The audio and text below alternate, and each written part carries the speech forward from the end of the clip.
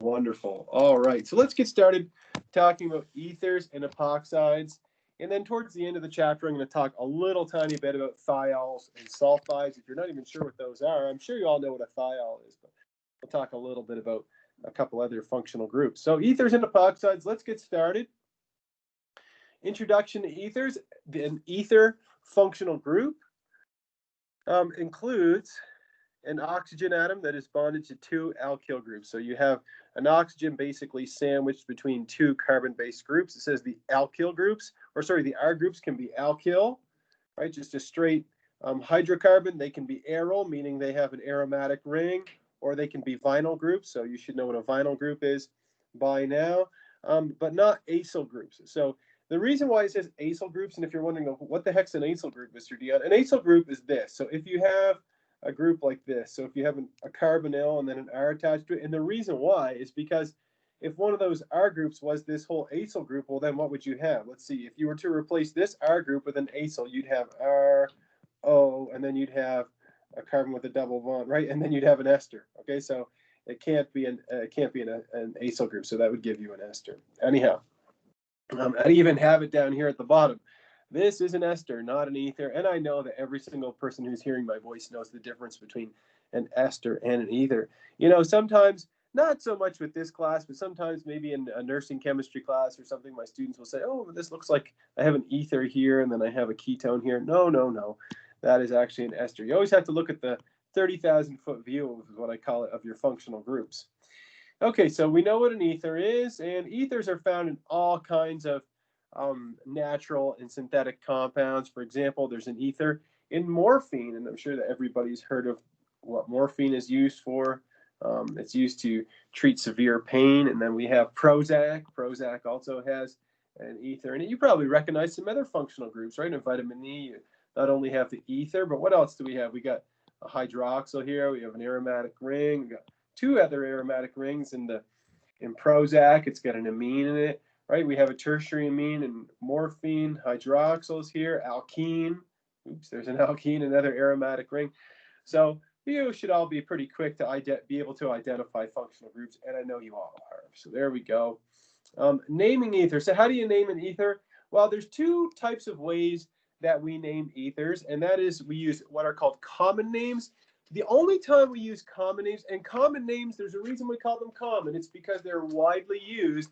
But common names are normally used for simple ethers. So, and if you're like, well, what's the definition of a simple ether? Well, something that's got a small alkyl group or a small aryl group. I'll show you what I mean. So the way that you name a common ether is you name each R group, whether it's alkyl or aryl or vinyl, whatever. Then you arrange the groups in terms of alphabetical order, and then you slap the word ether at the end. So if you have this ether here, so let me move this out of the way. You have an ethyl group right here, and then you have a methyl group. So E comes before M, so it's ethyl methyl ether. You have tert butyl. Remember, you ignore all prefixes like tert. So we ignore the letter T and we alphabetize according to the letter B. So we have a butyl group, and then we have, or tert butyl rather, and a methyl. So this would be tert butyl methyl ether, which is kind of funny because if you read the book, and I know you all did with bated breath, you were hanging around this weekend reading it over and over and over, that tert butyl methyl ether, you're going to watch my tongue because oftentimes I'll call it methyl tert butyl ether, which technically I think in some circles is incorrect, but that is the common acronym that we use, which is MTBE, okay, which would be methyl tert butyl ether. So I have a knee-jerk reaction to say that, even though this is the correct way of naming it, right, because B comes before M. Anyhow, the reason MTBE is such a thing in organic chemistry is because it was widely used as an additive in gasoline for many years. I think it was added as an anti-knocking agent. And also something that's really cool is I know that everybody, or I think everybody who's hearing my voice right now has done a extraction at some point, and methyl or tert butyl methyl ether is very commonly used, or at least it used to be very commonly used as a solvent for extracting organic compounds. Anyhow, because organic compounds are very soluble in it and it's easy to remove, it partitions with water really well. And all that means is that it forms two phases with water. Anyhow, and then what you're probably going to be even more concerned with in this class is IUPAC nomenclature, right? Because that's adopted by the International Union of Pure and Applied Chemistry. And the way you do IUPAC nomenclature of ethers is using these two rules right here. So, number one, the larger group, we call that the parent chain. So the big one's the parent chain. Hey, you've seen that so many times in this class.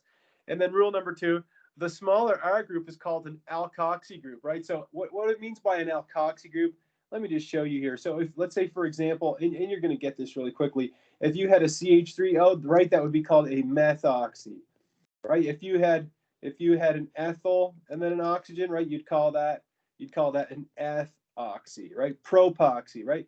Let's draw a bond line structure for this one. If you had this, right, this is an isopropyl group here, so this would actually be called isopropoxy, so on and so forth, butoxy, right? Anyhow, so the smaller R group is the alkoxy. You'll get the hang of naming those pretty quick. All right, so let's take a look at a first example here. Okay, so you see the longest carbon chain is highlighted in green. It has 1, 2, 3, 4, 5 carbons on it. And so it is some kind of pentane. And you can see that if we number those 1, 2, 3, 4, of course, we give this carbon the number 1 because it's the one that has the alkoxy group attached to it. And what's the alkoxy group? Well, here we have CH2, CH3. So that would be an ethyl, and we have an oxygen, so it's ethoxy. And so we would call this 1-ethoxy pentane would in fact be the correct name. So 1-ethoxy pentane would be the correct name. And if you're wondering, why, Mr. Dion, why do I have to put a number, a locand? Why do I need to do that? Let me show you why. I'll just move this up here. Let's say you had this compound. Let's say you had pentane, so 1, 2, 3, 4, 5. Let's say you had, the alkoxy group here, right? Then you'd call that 3-ethoxy pentane. Let me clean that up. It's kind of ugly. Let's draw it like this. 3-ethoxy pentane, right? Anyhow, what's the best way to master nomenclature? It's the best way to master everything in organic chemistry, right? You're probably sick of me hearing me say it, but you know what it is. It's practice. So let's take a look at an example here. And now here they're specifically asking us to give IUPAC names, and so we're going to do just that. So what are we going to do? We're going to find the longest carbon chain. I'll walk you through the first one. The longest carbon chain is right here, 1, 2, 3. Right, that's propane. And then on the second carbon, we have this alkoxy group here, and we would call that an ethoxy, like that. So when we put all that together, we get 2, right? It's a 2-ethoxy, so 2-ethoxy, and then we just name our longest chain, which is propane. And I know that everybody knows what propane is by now. Let's take a look at the next one. Excuse me. The next one's same rationale. We find the longest carbon chain. Excuse me. We number it. The oxygen is always going to have a higher priority than a chlorine. And so we number it 1, 2, 3, like this. And you're like, wow, they're really hooked on these ethoxy groups, right? Anyhow, you can see that right here, we have a 1-ethoxy. Okay. We have another propane, right? The longest carbon chain. Maybe I could circle that in red. So here's our longest carbon chain. That's a propane. So we've got that. But then we've got this 2-chloro, right? We got this 2-chloro, and then we need to determine what the stereochemistry is, or the configuration is at that chiral center. So there's a chiral center right here. Okay, now what's not drawn in there is that there's a hydrogen in the back, and that's good because it simplifies things in terms of determining our stereochemistry. Well, if you were in Chemistry 3112 with me, we did some good nomenclature, or sorry, some good stereochemistry practice on Friday. I bet you could nail this one pretty quick. But let's do it together as a group. So we're going to start with the chlorine, would be the highest priority because chlorine has a higher atomic number than any other element in this entire molecule. Hydrogen obviously has the lowest atomic number, right, at our stereocenter. And then if we look at carbon 1, I'll just make the laundry list here. It's attached to an oxygen, a hydrogen, and a hydrogen, whereas this carbon here is attached to hydrogen, hydrogen, hydrogen. So you can clearly see that this will be the winner. So 1, 2, 3, and so our stereochemistry, or our configuration, goes this way. And that's S. So we know that this is an S molecule. So when we put all of this together, we get S2 chloro, 1 ethoxy, 1 ethoxypropane. You know, when I look at my solution here, boy, there's a lot of spinach written there, okay? A lot of information, but I'm going over this in quite a bit of detail, and I'm sure that many of you can answer this even faster than I can. Okay, let's take a look at this one here. This is a good one to walk through. Now, the longest carbon chain, obviously, is this aromatic ring, right? So it's some kind of benzene, okay? And we're going to name our alkoxy group, we're going to give that the highest priority. So this would be an ethoxybenzene, right? So this is some kind of, and I'll just write this down just for some bookkeeping. Ethoxy benzene, not benzene, like that. Okay, and when we call this an ethoxybenzene, this is not always intuitive to my students, but the carbon that has the ethoxy group, that is going to be carbon number 1. So we don't have to call it 1-ethoxybenzene, but we do have to provide a locant for the 2 chlorines. Now there's 2 options. I can either go counterclockwise from the number 1, or I can go clockwise. Could anybody tell me what would be the correct way? Should I go counterclockwise in numbering my carbons in the benzene? Or should I go, somebody says counterclockwise. Yes, it's Winona, and she's absolutely right. We have 1, 2, 3, and then 4. All right, and if you're wondering why she was able to get that so quickly, if we went this way, we have a 2-chloro, right? We always look for the first point of difference. If we went the other way, 1, 2, 3, 4, we'd have 4-chloro, right? And since 4 is a higher number than 2, we're going to go CC, what you guys call CC or CCW, right? Counterclockwise. And so when we put all that together, let me change colors here. We have a 2, 4. So we have 2 chlorine. So 2,4-dichloro, 2,4-dichloro, ethoxy, ethoxybenzene. Just like that. Okay, wonderful. That's some good nomenclature practice. Well, let's move on from there and talk about the structure and properties of ethers. And it says here the bond angle of an ether is very similar to the bond angle that you find in water and in alcohols. And we've already looked at bond angles. That would take you way back to chapter 1 in Organic Chemistry 1, when we talked about bond angles and a little bit about VSEPR, which is something you would have learned in general chemistry. And the bond angle in water is pretty close to a tetrahedral bond angle, which is 109.5 degrees, but in water it's a little bit smaller. It's 105 degrees, and again, that's because of the repulsion by the lone pairs here, right? Those are negative, and they kind of push the hydrogens down there a little bit. Where's my eraser? Boop, there we go. What else? When we have methanol, which is an alcohol, you can see that the angle is very close to tetrahedral, and that's because of the sterics of this methyl group, right? Kind of pushes the hydrogen a little farther away. But then when you get to an ether like dimethyl ether, which is a gas at room temperature, it has the 2 methyl groups, which are sterically repel each other, and it opens up that bond angle just a little bit. What else you should know about hybridization, right? We've covered hybridization in detail in Organic Chemistry 1. So you should know that the oxygen atom is sp3 hybridized and be able to draw an orbital or electron configuration and orbital overlap diagrams and all those kinds of things. So the larger the R group, the wider the bond angle. Anyhow, what else about the structure and properties of ethers is that alcohols, you might remember, have relatively high boiling points, and it's because of hydrogen bonding. And I've told you this a few times in this class, that you should be able to go speak with a first-year student and explain to her or him what hydrogen bonding is, and draw something along these lines right here and say, well, the oxygen has a delta negative, partial negative, and the hydrogen has a partial positive.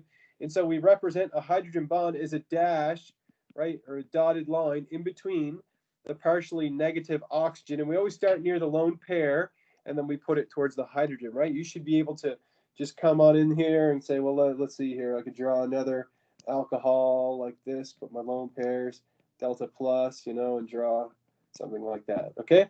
Now, ethers, on the other hand, okay, if you have a pure sample of an ether, right, if you just have diethyl ether, okay, so let's say you have a bottle, okay, and, so with some diethyl ether, okay, well, what's inside a bottle of diethyl ether? It's only got diethyl ether, right?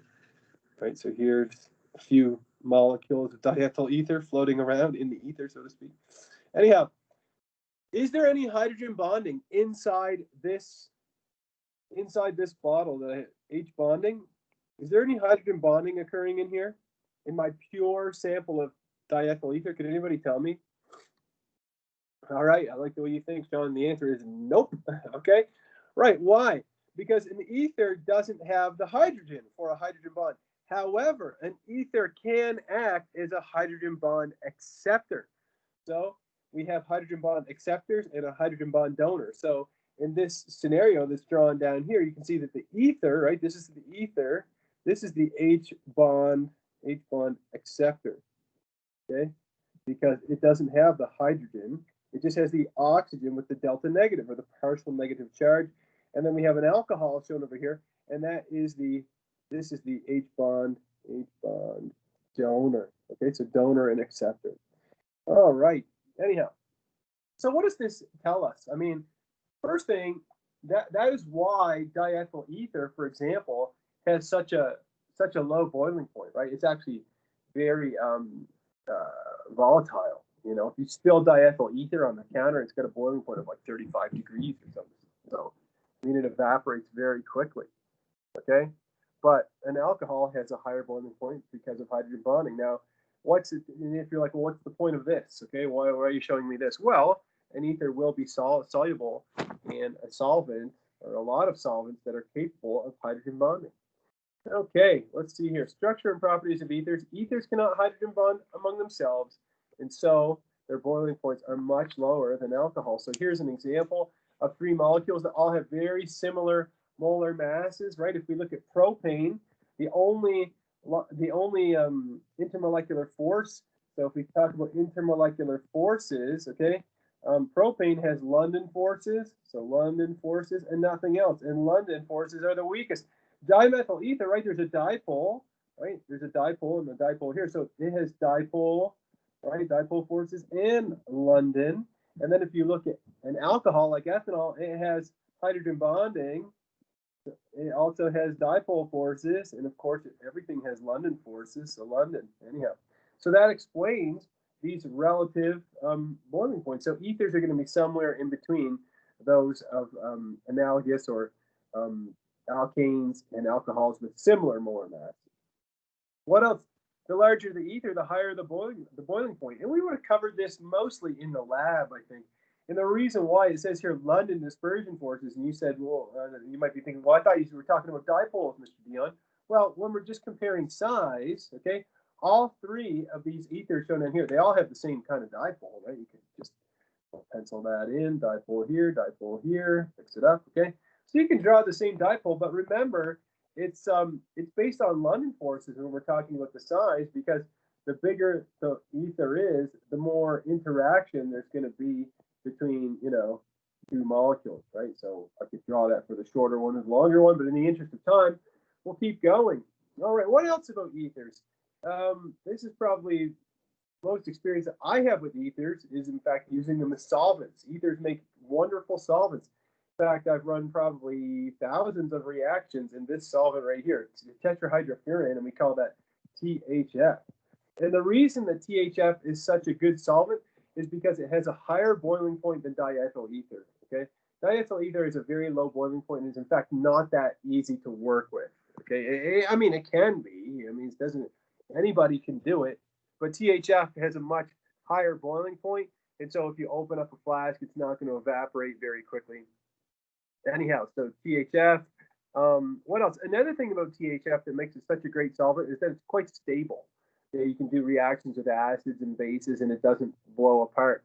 What else? Another solvent that I've used, you know, probably several hundred times in my life is dioxane. In fact, I've used this even more, not as a not as a solvent.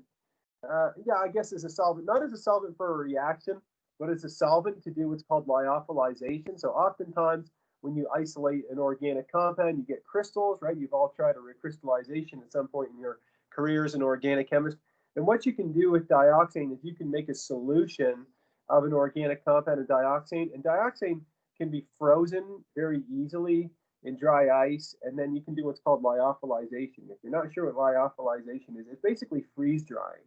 Okay, so if you ever had astronaut ice cream, that's basically freeze dried ice cream. You're wondering, what the heck are you talking about, Mr. Dion? What are you talking about ice cream for? You know, astronaut ice cream. Well, the reason why is because organic compounds, when we administer those to living beings, whether it's a rat, you know, or a rabbit, or a beagle, or a monkey, or a human being, we generally don't give them in a crystalline form. We give them in a amorphous form. And so when you freeze dry it from dioxane, you get an amorphous solid. So that just means it doesn't have a crystalline structure. Anyhow, I talked a lot about that. What else?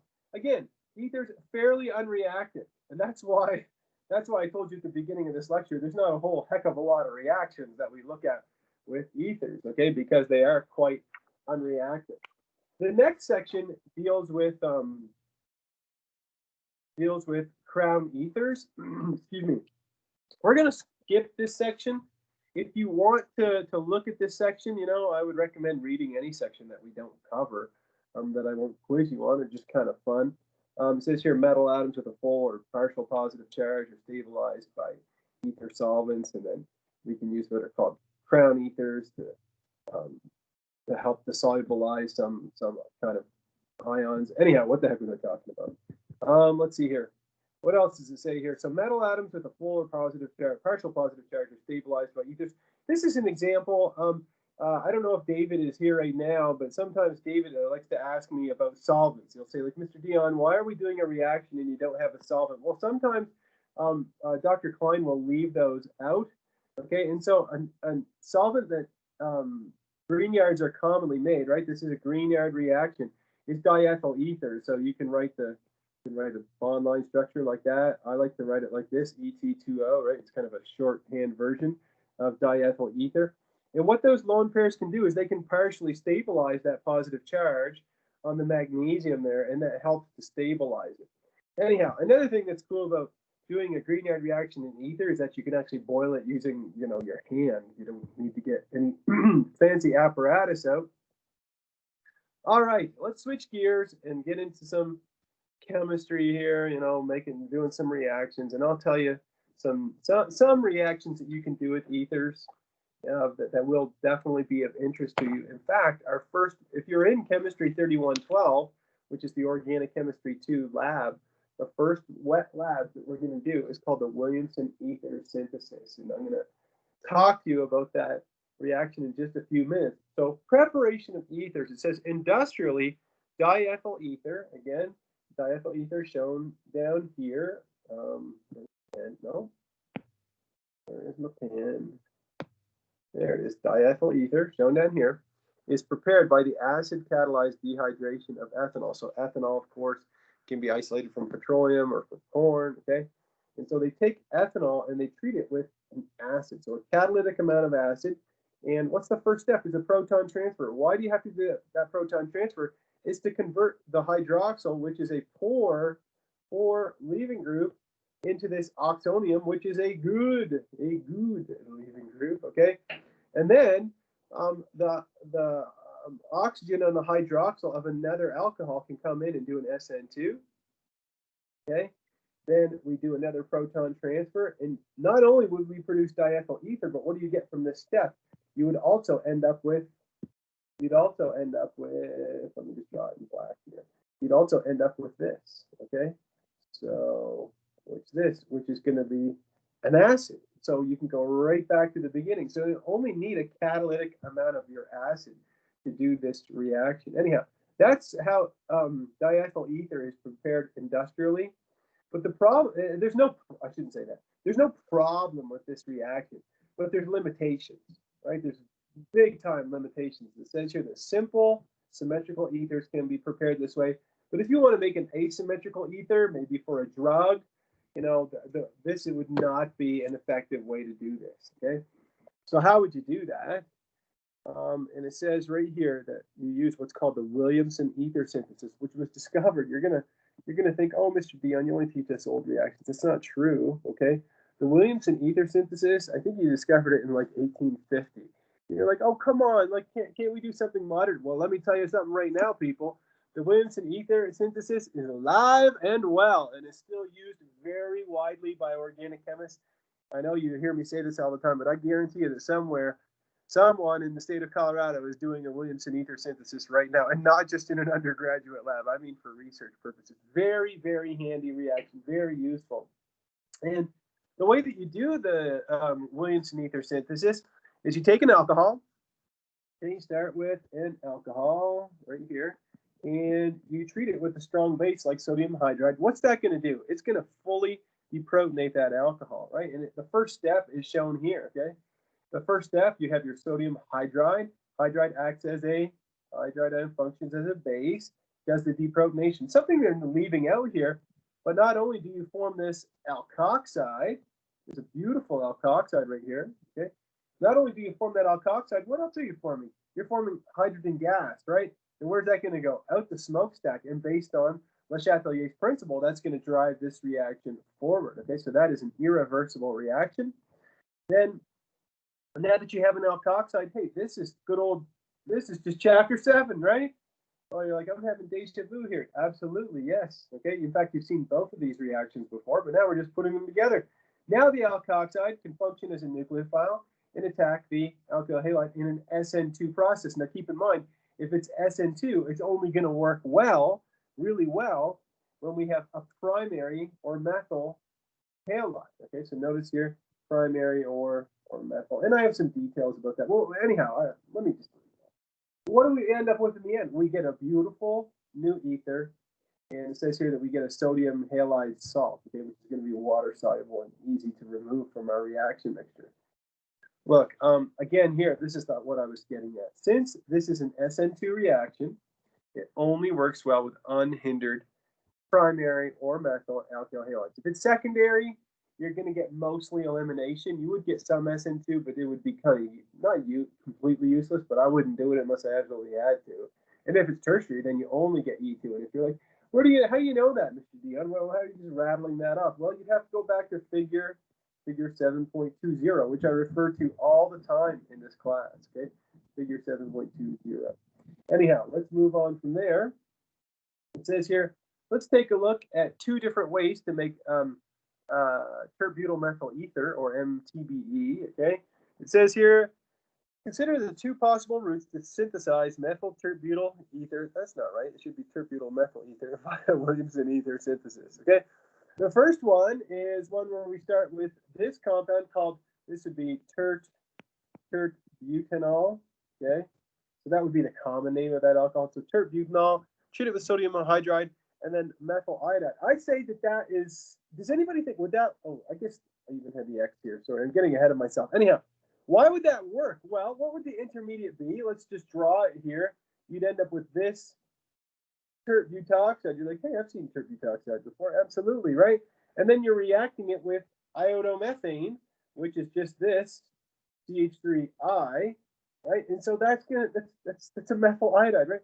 That's going to do a beautiful SN2 like that, right? So here's the mechanism of what's occurring in the reaction flask. Okay, it says root will work because it requires a methyl halide. Why is the second method not going to work? And I know you're probably all ahead of me, but I'm the teacher, so I'm going to go over the whole damn thing. What would you end up producing as an alkoxide, right? You'd end up deprotonating methanol, so you have methanol, and you'd end up making what? Methoxide, okay? You're like, hey, I'm not afraid of methoxide. I've seen that 1,000 times in this class, right? But think about it. Is that going to be able to do, I'll just redraw the terbutyl iodide. Is that going to be able to do an SN2 on this?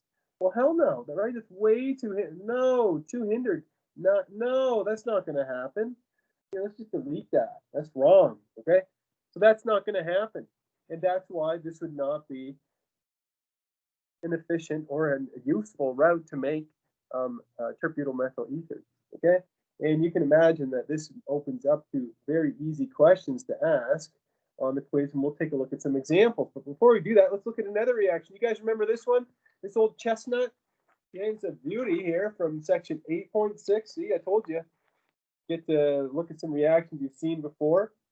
All right, oxymercuration, demercuration.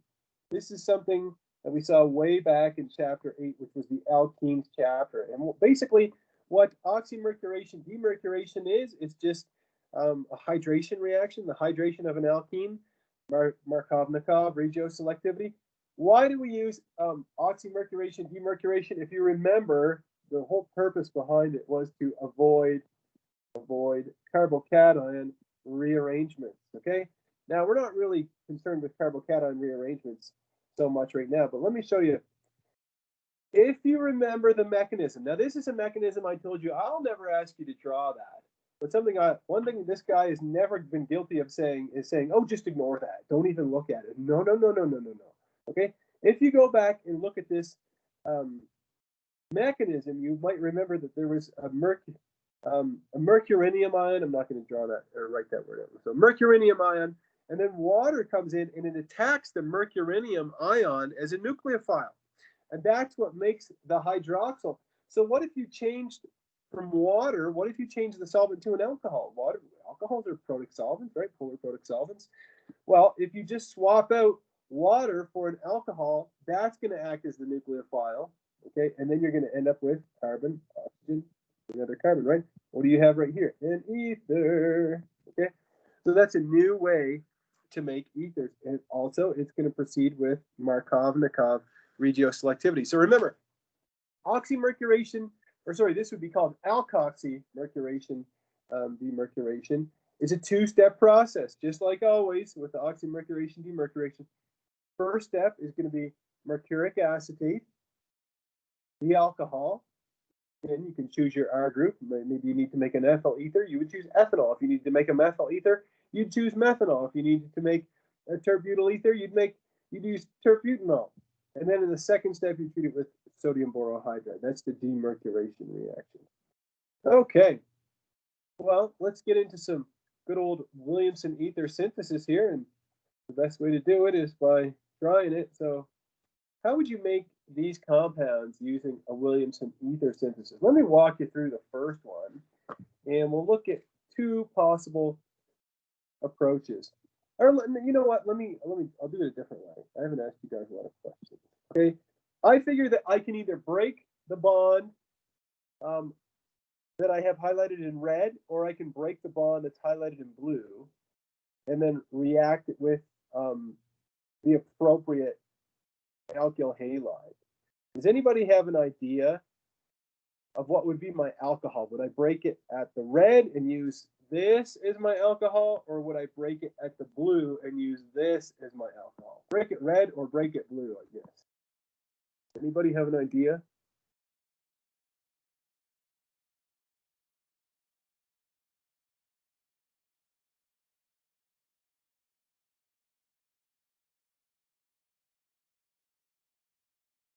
Break it at the blue.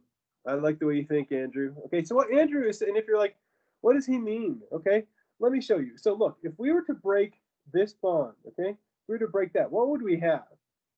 Okay, let's just think retrosynthetically. You would have this alcohol, okay? So how would I do a Williamson ether synthesis with this? Well, the first step is going to be to treat it with sodium hydride. Okay, that's our first step. Now, normally I would write 1, 2, and just complete it. But again, since I'm the instructor, I'm going to write out the whole thing in gory detail. So first, what you would produce is this alkoxide. Okay, there's your alkoxide. This alkoxide is also a good nucleophile. Okay, now what would our electrophile be? Our electrophile would be this guy right here. Okay, so let's think about that. If I did that, then I'd have this. So now I've got the secondary alkyl halide. Okay, do you think that this is going to be the best way to do it? I would say no. You're mostly going to get E2 when you do this reaction. So mostly E2 product. Okay.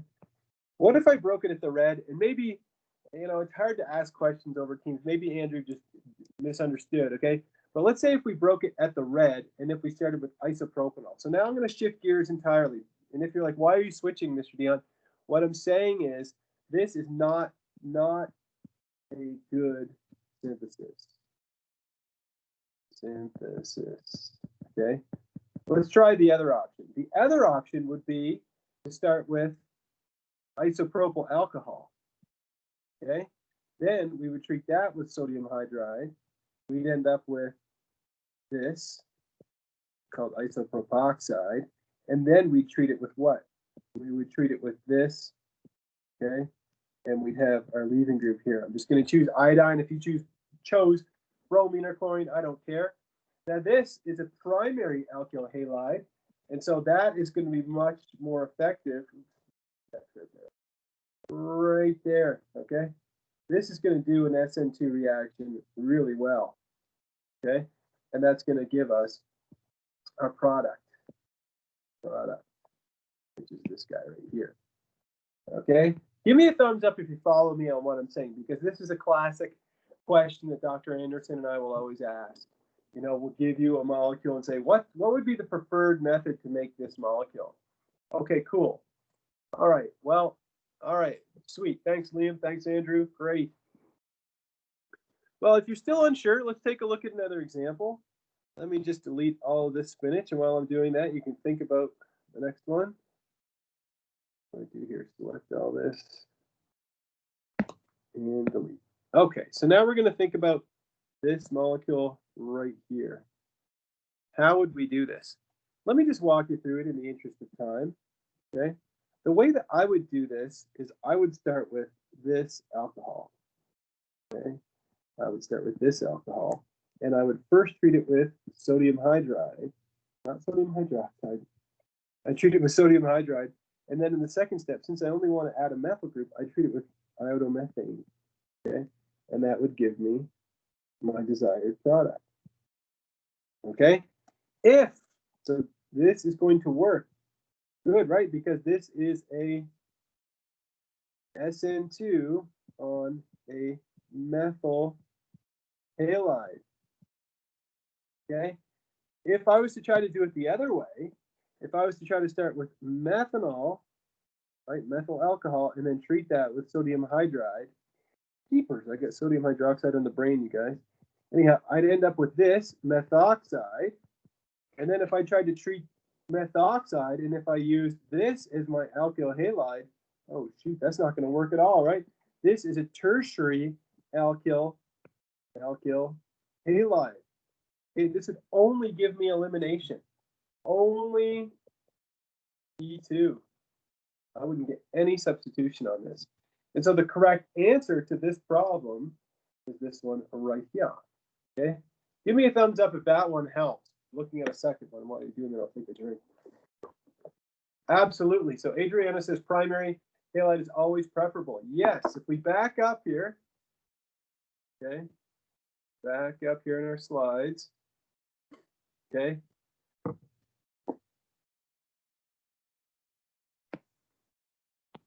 It works well with primary and methyl halide. Always going to be preferred to a secondary, which will mostly give you E2.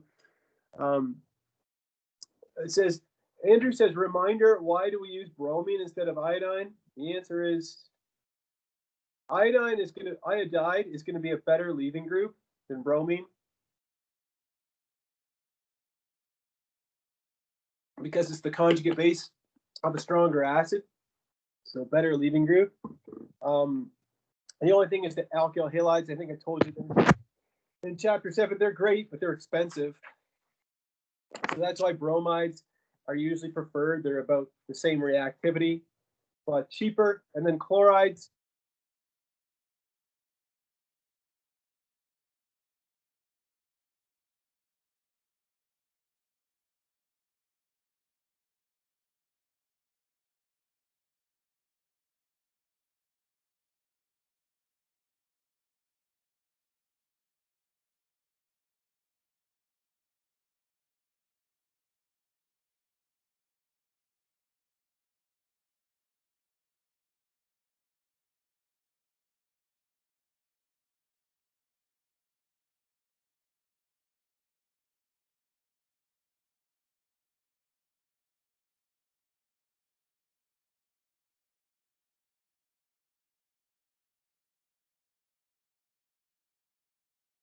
Excuse me, sir, we can't really hear you.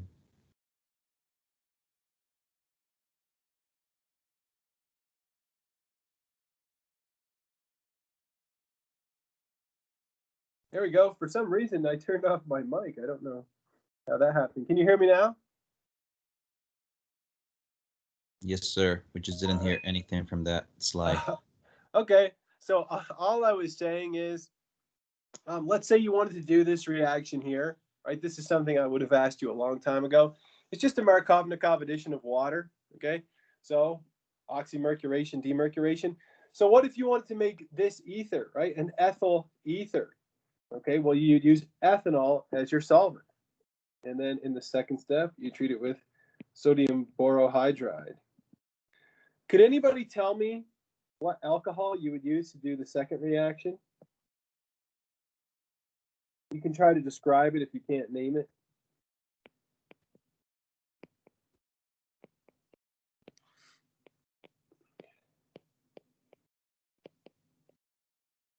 Does anybody have an idea what the alcohol would be?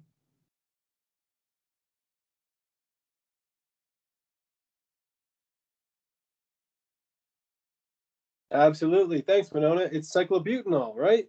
You'd want to use cyclobutanol, right? Because you're adding this, okay, to the double bond. That's it.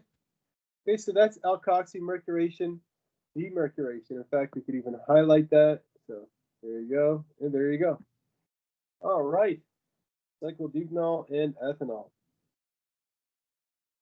Let's do some more reactions of ethers. What else can you do with an ether? Well, earlier you heard me say, ethers are not that reactive. But if you treat them with a strong enough acid, ethers can undergo what's called acid-promoted cleavage. So basically using acid to cleave an ether. And the way that works is you would first take your ether. So the example they're using here shows dimethyl ether. So this is dimethyl ether shown right here. How would you blow that apart? Okay, you would treat it with a strong acid, like, and when it says HX, the HX would be like HI or HBr. I think it works with HCl, but you really have to beat on it probably. Anyhow, it says here the ether is protonated. You produce an oxonium, right? This is an oxonium, okay? Now the halide can come in and function as a nucleophile, attacking the oxonium and ejecting the alcohol as your leaving group. Okay, so now you've broken the ether, right? It's broken. Now you've got an alcohol and an alkyl halide. What else can happen? Well, that alcohol is also going to get promoted, and this is something that you would have seen before here. So the alcohol is going to get promoted by the acid, and then the halide is going to come in and do another SN2, right? A second SN2. So the net result of this, let me just make sure that I don't have it over here. No, it's not written on here. The net result is this, is that when you take dimethyl ether, so I'm just using this specific example, okay, and if you treat it with a strong acid like HBr, you're going to end up with methyl bromide, methyl bromide plus H2O. So basically, both of those methyl groups become alkyl halides, and then you also produce water. Okay, so that's the net result of this reaction. Now let me show you another example here.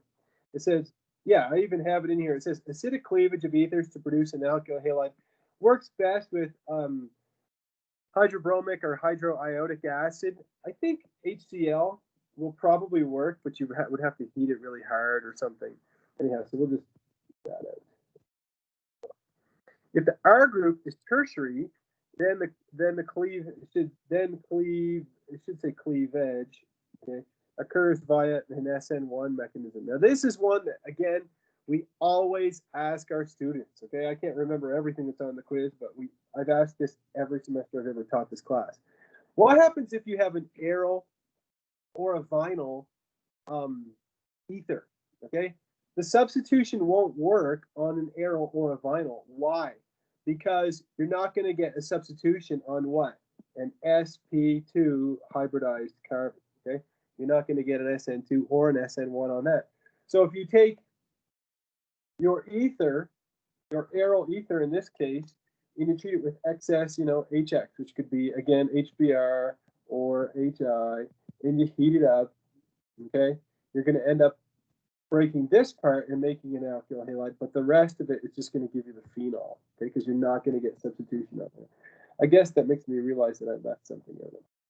So I should have put up here, I could have put excess HBr and heat. Okay. All right. I don't even know if I mean, I'm sure I've done this reaction, but I don't remember it. Okay. So let me go back here again, jumping around here. I want you to know this mechanism. Know this mechanism. Very important mechanism. Look, and if you're like, oh man, there's a lot of stuff on it. No, it's the same thing repeated twice. The first line and the second line are they're basically identical. Okay, you promate SN2 alkyl halide. That's it. The nuances are first you make an alcohol, and then the alcohol reacts, and you end up with water in the end. Okay, so they're not, we're not talking about major differences here between these two steps. Okay, you need to know this mechanism. All right, here we go. What else? Recall from section 10.9 the ethers undergo auto-oxidation. I didn't even mention this with you in section 10.9. I don't even think we talked about this. All I'll tell you about this here, this section about auto-oxidation. What the heck is auto-oxidation? It's exactly what it sounds like. It's oxidation that happens automatically, okay? Nothing fancier than that. So let me tell you, so this is diethyl ether. Again, diethyl ether is commonly used as a solvent in the lab. I told you THF is used even more, and THF is tetrahydrofuran, right?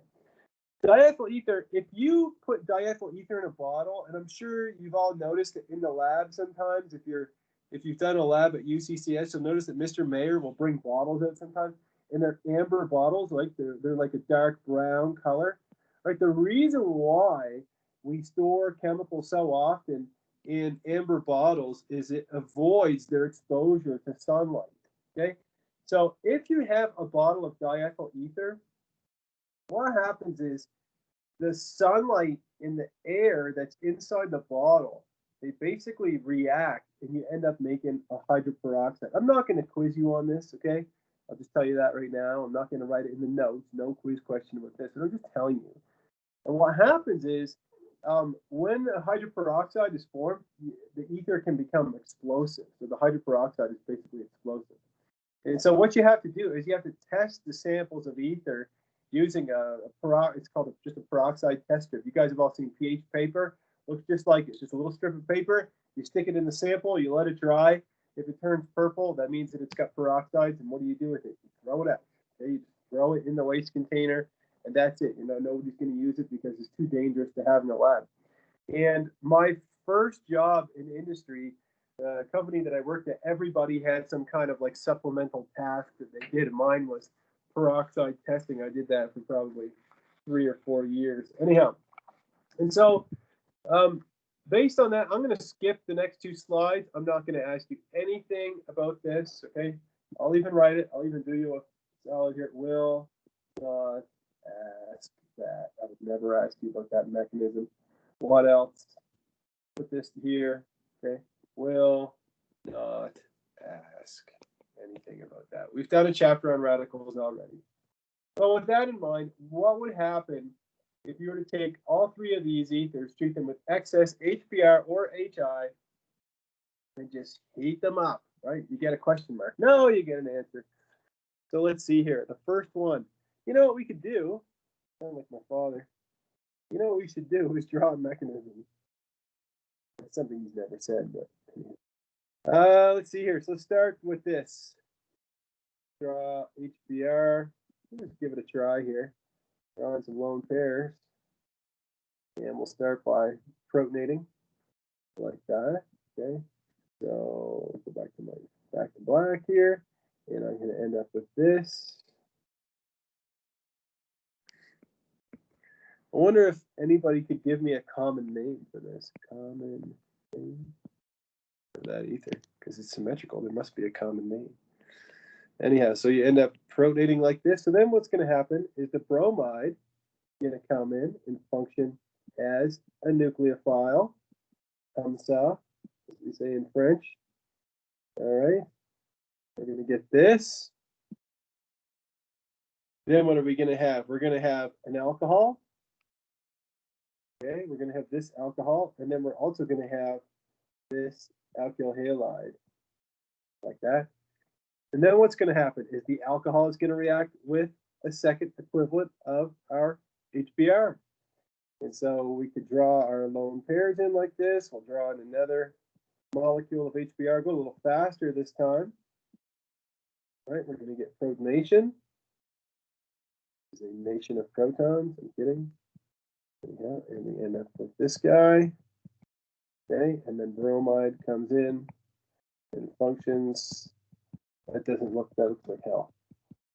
I'll just draw the negative charge. Something I told you should do. There we go. Breaking the law. All right. And then we're going to end up with, draw the product down here. We're going to end up with this guy.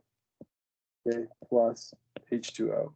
And so what's the overall answer? You know, what did we end up with? We ended up with two equivalents of this molecule, so two of these and water. Okay, there we go. That means if I take this molecule that's shown here, you know, I'm going to ask my students, could anybody name the compound that would be formed right here? If I was to take this molecule, this is THF. If I was to take THF and heat that with excess hydroiodic acid, what would I get? Could anybody name it? You should be able to. Could anybody name that molecule?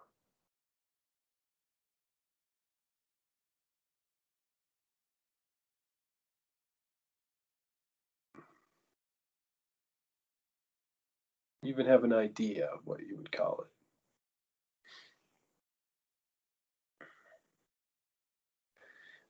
1,4-diiodobutane. Damn.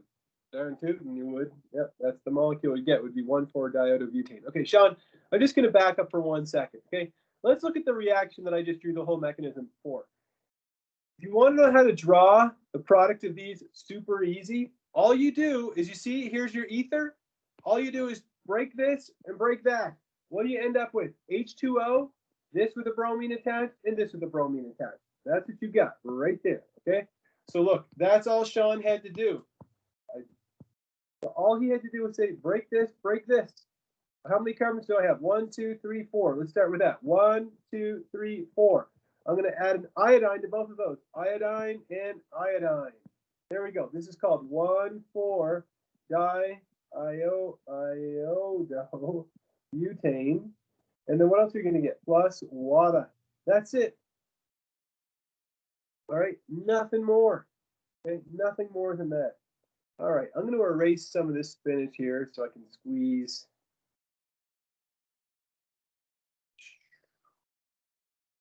While I'm doing this, you can think of what the answer is for the next problem.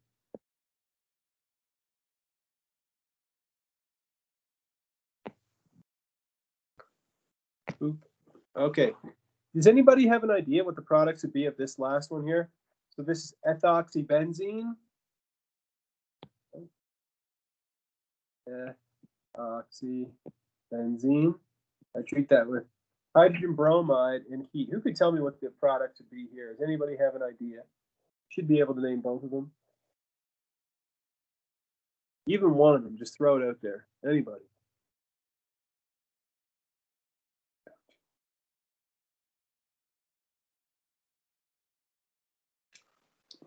Anybody. Bromobenzene. We're not going to get bromobenzene in this one, right? Because if we back up, scooch back here, remember that when you have an aryl or a vinyl, we don't get substitution. So in fact, whenever you have an aryl ether, you're going to end up with some kind of phenol. So in this case, we can only break on this side. Okay, so in this case, we're going to end up with phenol. this, which is called phenol. And then we're going to end up with this, which is ethyl bromide. Ethyl bromide. All right. Give me a thumbs up if you follow me on these. Just cleavage of an ether using an acid. Nothing more than that.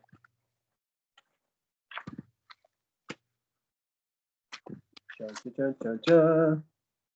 don't know why you guys were playing. There we go. All right, cool. Thanks. Awesome. I don't know, Eric, if you wrote a phenol earlier and I didn't see it, for some reason, sometimes my chat, I have to click on another spot in Teams to see it. Who's looking forward to the days when we get back to face-to-face teaching and learning? Maybe just me. Anyhow, where were we? For cyclic ethers, now we're going to talk about nomenclature of epoxides. Again, I'm not going to spend the rest of the class, the whole next, how much class ends in what, an hour? I'm not going to spend the whole rest of the class just talking about the nomenclature of epoxides because it's tricky. Okay, I freely admit it is tricky. So that is why my playlist will be released, or the announcement will be released in 20 minutes. And they'll show you exactly where to go to look at some practice problems that I walk you through the solutions. But let's go through this. It says here, when you have a cyclic ether, the size of the ring determines the parent name of the molecule. So if we have a 3-membered ring, it's oxirane, and we're going to be mostly concerned with oxiranes. We also call oxiranes epoxides. And in fact, there's 2 ways to name oxiranes. You can either name them as oxiranes or epoxides. And if you're like, hey, Mr. Dean, I've seen epoxides already. Didn't we make an epoxide with MCPBA? Yeah, we did. Then you have the oxetane, oxalane, oxane. You don't have to have these ones memorized, but of course you do have to know what an oxirane is because it's such a big chunk of this chapter. So let's talk here. It says an epoxide. So an epoxide, remember an epoxide and an oxirane are the same thing, 3-membered rings of oxygen. Can have up to 1, 2, 3, 4 groups, okay? The simplest possible epoxide is called ethylene oxide, right? So this is ethylene oxide. I gave a quiz a few years ago, and over the reaction arrow, okay, over a reaction arrow, I said, like, reagent 1 and then reagent 2. Instead of drawing it out using the drawing software, ChemDraw, I just wrote ethylene oxide. And this was in the Centennial Hall, and so many students put up their hand and were like, what's ethylene oxide? Like, we went over it in class. So you should know what ethylene oxide. So the simplest epoxide is this, ethylene oxide. Okay. Epoxides, it says, although they are unstable, epoxides are found commonly in nature. In fact, I think I worked with a guy, a guy who worked with, I should say. I know I worked with him. Might have worked on this molecule, like trying to synthesize this, periplanone B, or there's periplanone A and periplanone C, I don't know. But he worked on one of the periplanones, maybe it was this one. Anyway, so let's see here. Nomenclature of an epoxide, again, 2 methods. The first one, it says the oxygen is just treated as a side group. So you just treat the oxygen like a side group, and 2 numbers are given as its locus. So in that case, you call it an epoxy. So when it's a side group, you name it as an epoxy. Okay, so the longest carbon chain, I mean, everybody listening to me can find that pretty quickly. Here it is. So you have a 2-methyl, you have a 3-ethyl, and then you have the epoxy. And the way you would name that is you would always put the epoxy last, okay, which is maybe not counterintuitive because you have E, M, and then E again. But when you have the epoxy, you call it epoxy pentane or epoxy hexane or whatever, right? So you get 3-ethyl, 2-methyl, 2,3 epoxy pentane. Another way is to name them as an oxirane. So oxirane, again, was just the 3-membered ring. This is oxirane. So an oxirane, the oxygen has the highest atomic number, so that's always going to be carbon number 1. Now, whether this is 2 and whether this is 3, or whether this is 2 and this is 3, that depends on the size of the substituents or the number of substituents. We have 2 substituents here and 2 here. Since ethyls are bigger than methyls, we number the carbon with the ethyl groups on it is carbon number 2. And so what do we have? We have a 2,2-diethyl and a 3,3-dimethyl oxirane. Okay, so both of these. Again, I repeat that I have a whole bunch of videos. I think there's 3 of them where I just cover epoxide nomenclature. Why? Because students find them tricky, or find them challenging, I should say. Well, let's do this one. It says here, assign a name for each of the following compounds. So let's name it as an oxirane. We'll do both. So first we'll name it as an oxirane. Okay, now if we want to name this compound as an oxirane, this is going to be number 1. This will be number 2 because it's got substituents, and this will be number 3, right? So we would call this 2,2-dimethyloxirane. Okay, so 2,2-dimethyloxirane. You're like, that's not so bad. Okay, well, hold on.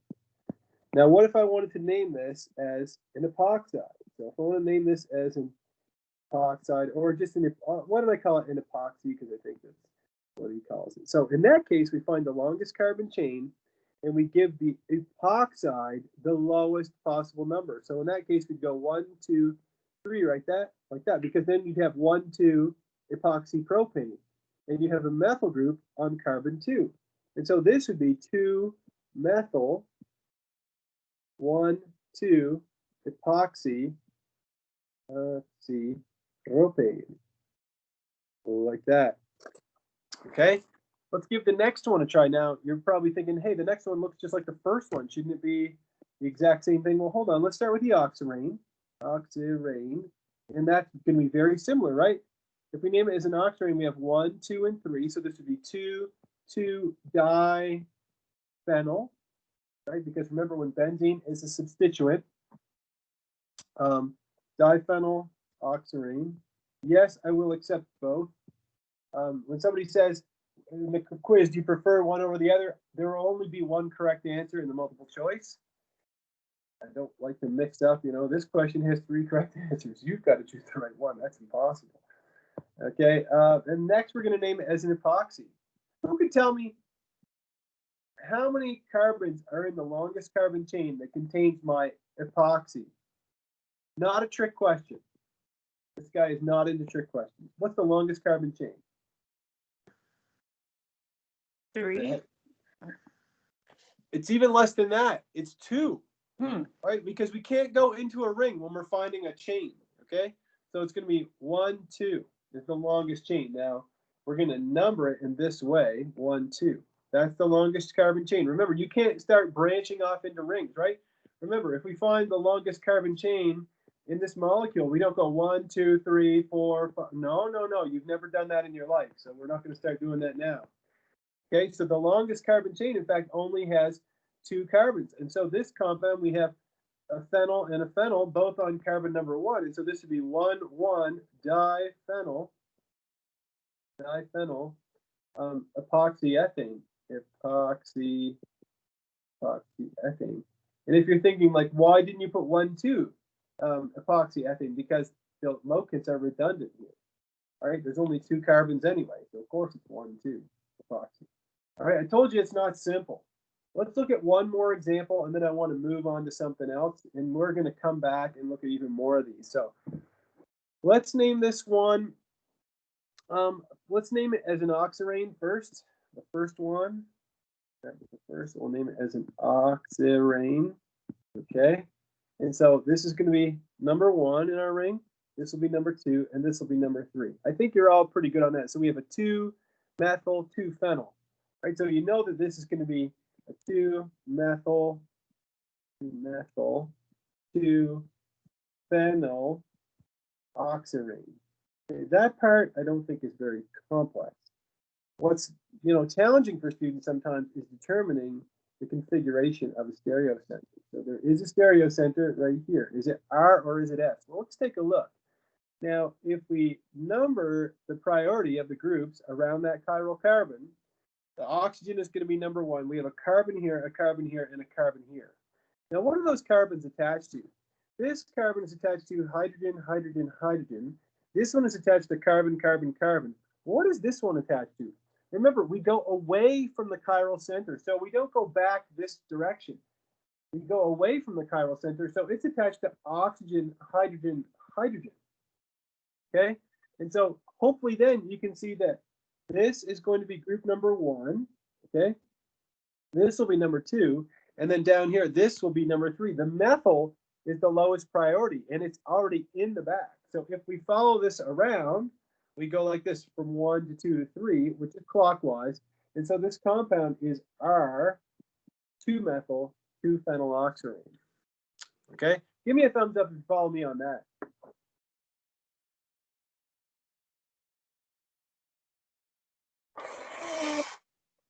All right, awesome. That's fantastic.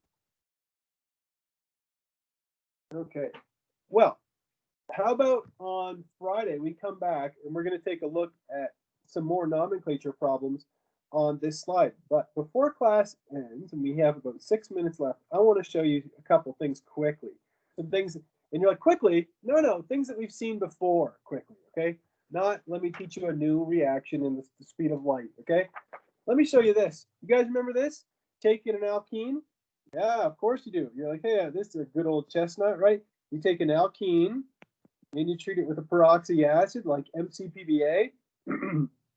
Here's MCPBA, or peroxyacetic acid. I know everybody remembers this to make an epoxide, okay? This is something that we looked at, and then we said we treated that. Remember, you treated that with H3O+, right? And then you ended up with a transdiol. That was something that we learned way back in the day in the alkenes chapter, really. Okay, transdiol like that. Okay, so that's nothing new. All they're showing you here, I don't even know why it's in here, is they're showing you the structure of MCPBA, which I drew for you before, and peroxyacetic acid. Okay, so that's nothing really mega new. Now, epoxidation is stereospecific. So if you start with a cis alkene, you're going to make an epoxide that has both of the R groups on the same side of the ring. If you start with a trans alkene, you guys, everybody knows the difference between a cis and a trans alkene. Then your epoxide or your oxirane is going to have the R groups trans. Okay, so that's stereospecificity of that epoxide formation. That's something that we didn't talk about before. Now, let me show you something else. You guys remember halohydrins? Yeah, and if you're like, what the hell is a halohydrin? Look, we went over this many times. When you take an alkene, like cyclohexene, for example, and you treat it with bromine and, treat it with bromine and water, okay? This is a reaction that we've looked at several times this semester. Then you'd end up with a halohydrin, right? And the bromine and the hydroxide would be trans. So what you can do is you can take that and treat it with sodium hydroxide and make an epoxide. So that's a new way to make an epoxide. Now you might be wondering, well, how the heck does that work? Well, let me show you. What happens is all you do is you take that alcohol and you deprotonate it. So you make an alkoxide. And then that alkoxide does an SN2 reaction that's shown right here. Okay, and I'm going to go over this a little bit more, okay, next class, but there's something I want to get to, okay? So both of these, so this is something you already learned, this is something you already learned, this is new, okay? Only the sodium hydroxide is the only new thing on this entire slide. Now you're like, Mr. Dan, why are you going so fast? Hold on, let me show you. We're going to skip section 13.9, and what I want you to think about, and what I want you to make sure to read before coming to class on Friday, I promise you, it's going to make your life a hell of a lot more fun, is make sure to read section 13.10, which deals with ring opening reactions of epoxides. This is the first thing I'm going to cover next class, okay? And the reason why is because there's two ways that we can open up epoxides, okay? We can either open them up with a strong nucleophile, okay? We can crack them open with a strong nucleophile, or, I'm going to skip way ahead here probably, I'm going to go over this next class, or you can open them up with acid, okay? And the two ways are not entirely different, but there's a lot of regiochemical considerations that we're going to have to take into account next class, okay? So it says here, so we're going to look at epoxide opening. We're going to look at them reacting with nucleophiles, okay?